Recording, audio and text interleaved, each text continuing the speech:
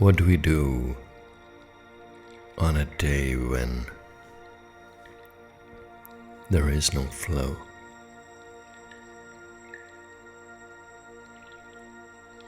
When there's an invisible wall in each direction that you turn. Everything seems like an insurmountable challenge.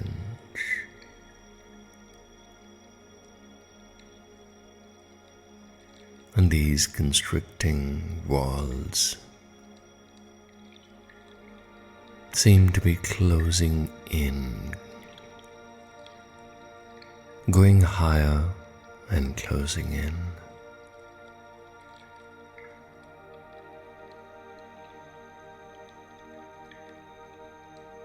On such days, I remind myself that it's all my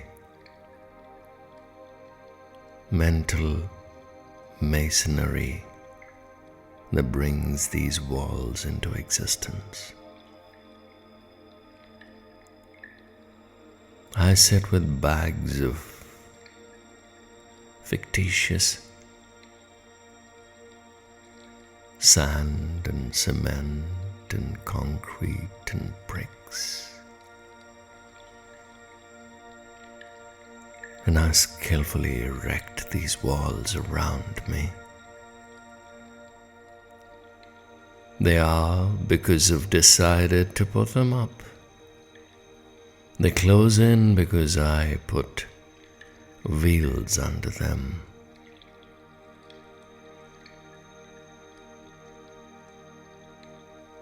And this whole intent of suffocating my own aliveness within these restricting walls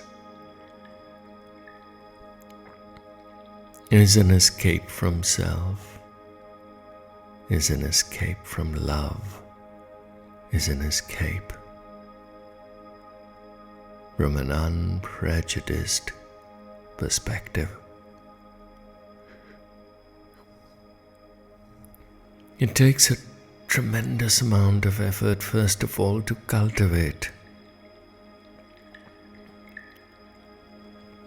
this unprejudiced, all-loving, all-accepting, open-heart attitude towards everything in life. And then suddenly, this wisdom, this light extinguishes. Not completely, but yes, it dims. The light dims to a very strange, low, undetectable intensity. Where does all the energy of the light go?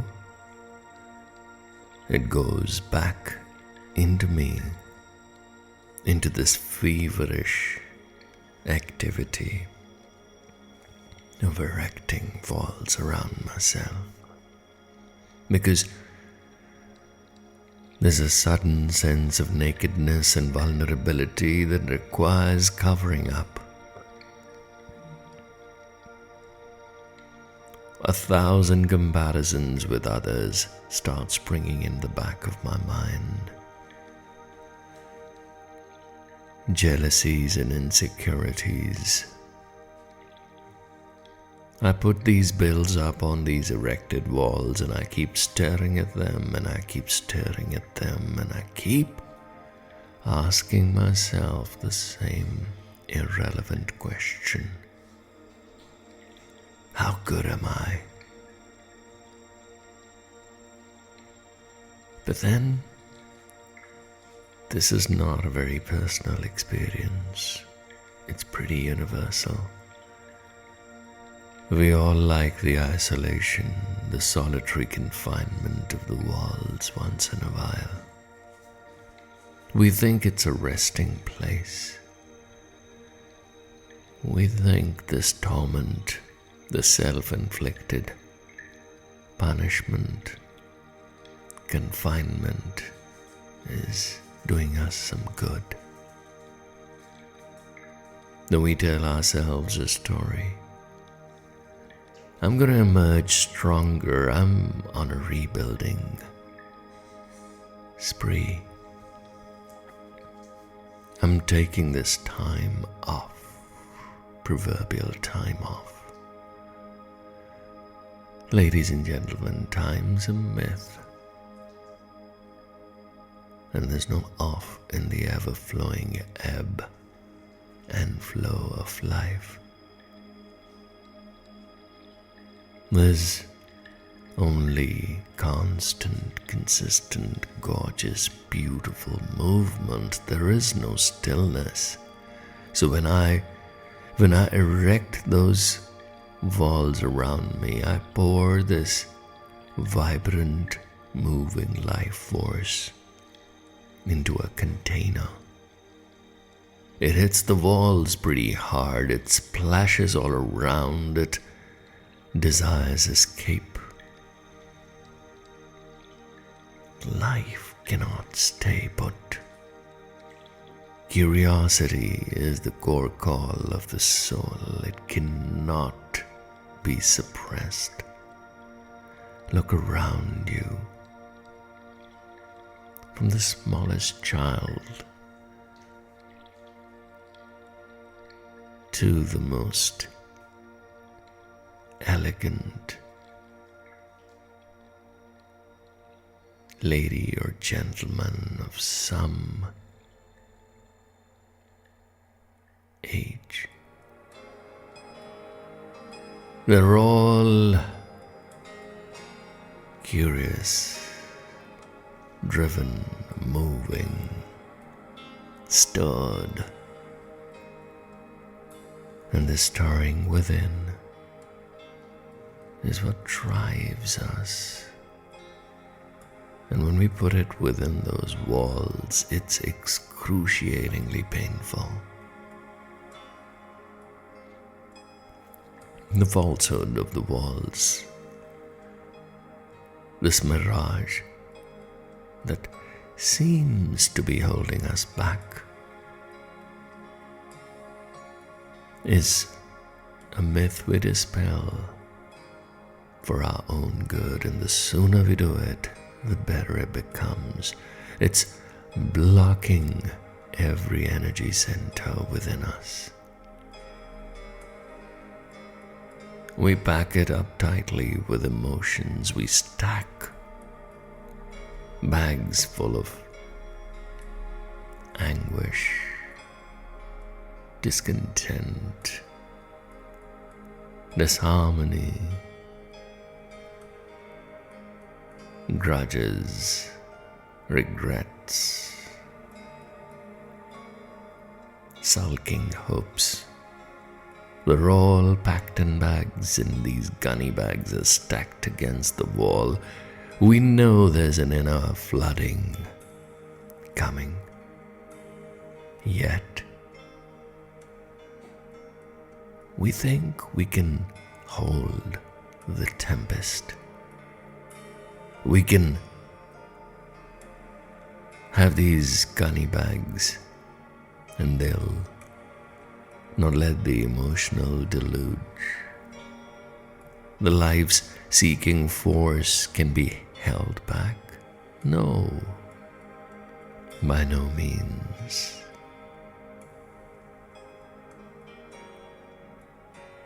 Ladies and gentlemen, these walls, if you are beginning to imagine them with me, are such a futile exercise in wasting our lives practicing this absurd masonry.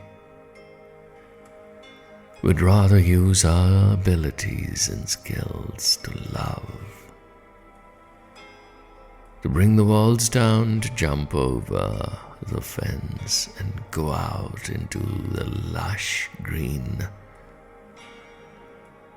meadows of living, to drink from the ponds of affection shared.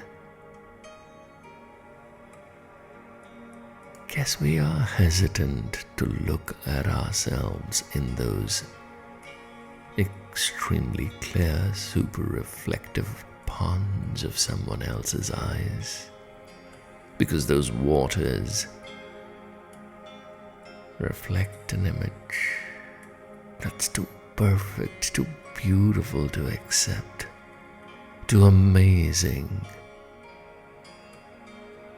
Yet, it's our uncorrupted beauty that reflects in everyone who loves us unconditionally. It's that beauty that we are scared of. It's that magnificence. It's that sheer perfection and ability to accomplish anything that we are scared of, because we've been conditioned into believing a false story. And that story goes something like this: oh, you are imperfect. Now we go out into the world supporting industries that feed like parasites on our feeling of lack, incompleteness, our wounds don't need all the patchwork, the cosmetic covering and layering. What they need is love, recognition, words of encouragement, true, genuine appreciation for what we do in life and what we contribute to make this world a more beautiful place. We need poems. We need sonnets of love sung in our praises. We need infectious laughter. We need love. We need reminders of our perfect, beautiful existence. We need all the light and the energy that we can get to feed us, to bask in the glory of the shimmering rays of the sun, to bathe in the rain, to quench our thirsts, to enjoy citrus fruits and let the juices go down our elbows as we eat recklessly.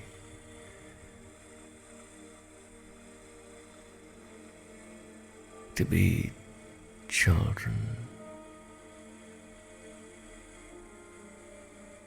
to be fearless, courageous,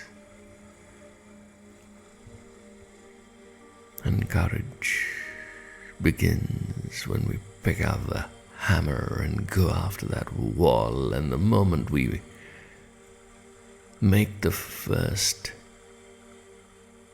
impactful strike, it all shatters.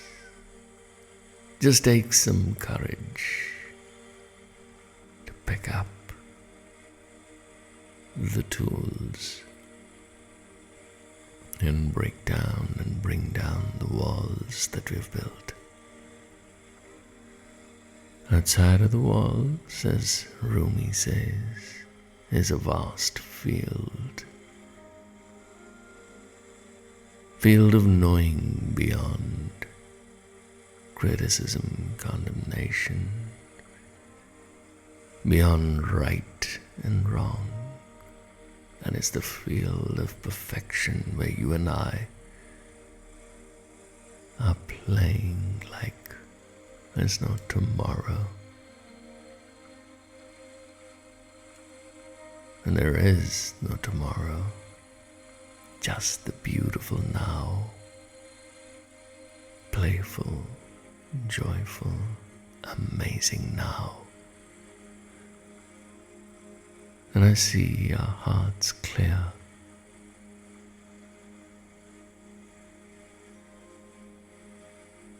And translucent and aglow, our bodies transparent, and we can see through one another and know how one we are with the Creator, with the creation, frequencies and purely vibrations, all tuned in to the divine tuning fork.